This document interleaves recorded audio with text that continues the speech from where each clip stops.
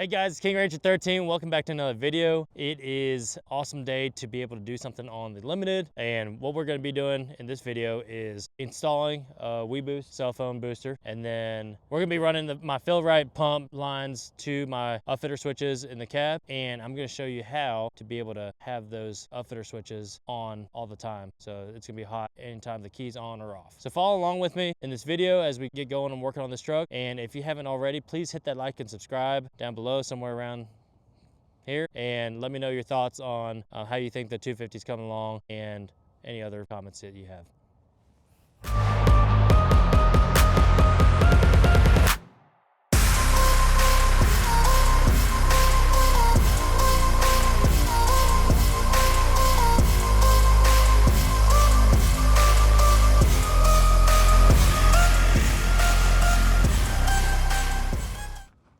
All right, so if you've seen the video before, I'll put a link to it right here on how you really install these cell phone boosters. Just click the link right somewhere around here and you can watch a little bit more in depth. But for the sake of this video, the main focus is really going to be on how to get those the wires for the pump hooked up to the Upfitter switches and putting the switches to hot all the time. I'm just going to kind of do this really quick and speed it up. That way I don't bore you to death.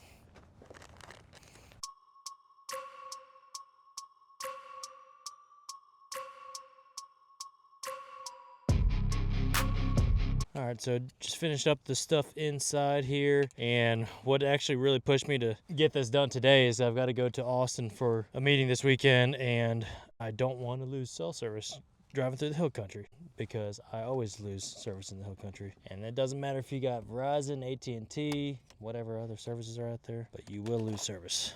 Taking all these wires, putting them in here. Alrighty, so let me make a test. All right, so right now it's off. I've got 3 bars, pretty decent. Let me turn this on and put up to 4 bars. It works.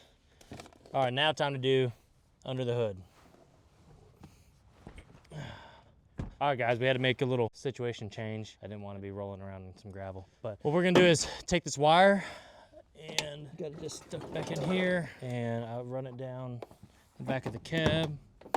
And then now I'm going to go underneath here and just work it along the frame, and I'll take some zip ties and zip tie them every few feet or something like that. And then we're going to take this, splice it open, and splice it under the hood.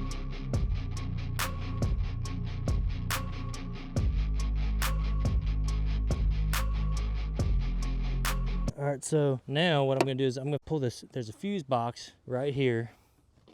And how I like to get it out is there's 2 tabs on either side. Kind of working a little blind here, but all right, there we go. All right, now I got those tabs off. All right, so I pull this whole thing out, and you'll notice, and this is the same pretty much on all 17 through 24s, but there's gonna be a piece of tape somewhere around here. You're gonna take off the top side so you can open up the fuse box, and then also at the bottom of the fuse box is this little cocoon of electrical tape that you're gonna undo. And looky there, look at all these colorful wires. So now, with that off, you'll come across another electrical wire right here. Oops, I have to use a knife for this one. Might be a little overkill, but gets the job done. All right, just cut it just enough. I didn't want to cut too deep because there's an important piece of tape under here. So this right here is the key. It'll show relay 1. So 1, 2, 3, 4, 5, 6. So these are the color wires. So you see GYBN, that's gray and brown. BUGN, blue and gray. Green. Sorry, blue and green. And then that's, I guess, violet and orange. So I like to use my relays 5 and 6, so I have 1 and 2, open for other stuff. So I'm gonna look for a GYOG, so that's gray and orange. And those are gonna be the higher, I don't know, higher amperage or higher voltage, or I don't know what you call it, but that's these 2. These are the thickest ones, 5 and 6. And I'm looking for number 6, which is gray and orange. So that's gonna be, is that gray and orange right there, Kyle? I'm colorblind. Gray and orange is the one with the tag on it. Oh, I don't know what I'd do without you. All right, so the one that actually the tag is on is the gray and orange, as you can see, gray and orange. So we're gonna cut the end off of this and get yourself a nice wire cutter. Or technically, I guess it's a stripper. All right, and then I'm gonna take this back about here so I can connect this wire to this, and then the ground I have going to the battery. So I'm gonna go ahead and pull this off. If it'll come up, there we go. And I'll see if I can put that on another one or take a picture of it, whatever.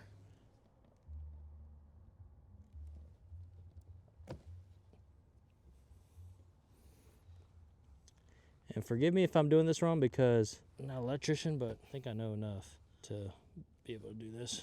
All right, so there's that. Now I'm going to take this wire. I'm going to take it back to probably about right. I'll take it back to about right here. And careful, kids. Don't do this at home. There we go. All right, just like that. I'm going to strip these.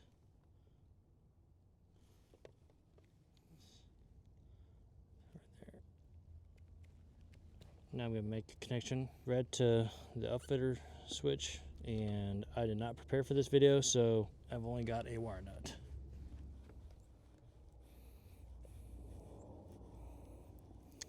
All right, and now the rest of this, I'm just going to tuck back in, and then I'm going to actually have to bring this black wire down a little bit further. All right, so now I've got this freed up. Again, I'm not an electrician, and maybe I should be more experienced, but I'm gonna shove this back down in here and put the clips back on. Oh wait, actually the most important part of the video, you open this sucker up, and this is something a lot of people didn't know, is that you can have your Upfitter switches inside the truck on at all times, or available to be on at all times. It's what you call a constant hot. How you do that is actually you pull this fuse out right here. There's a 5-amp fuse. You'll pull that out, and I don't have a fuse puller with me, so I'm just gonna do it with my knife. Again, kids, don't do this at home. Okay. 5-amp fuse out, and you see this black holder right there. I probably shouldn't do it with a knife, so I'll do it with my fingers. But you're gonna take that and slide it over. You hear that and see that? And now you take this 5-amp fuse, put it right back in. All right, so now that's in there. I'm gonna put this fuse box cover back on and stick this back down. All right, and put it back to where it clips in. All right, perfect. And now I'm gonna take this and bring it up to the negative terminal here. And again, this is probably just a jerry-rig job, but when I get some more time, I'll figure out a better way. All right, now that all the wires are connected up, gonna clean everything out, shut this hood, and let's do a little test. Alrighty, now they're all hot. Let me turn on number 6. Hey, sounds like it's working. And that is how you hook up stuff to your aux switches and have them on hot all the time. Keys off.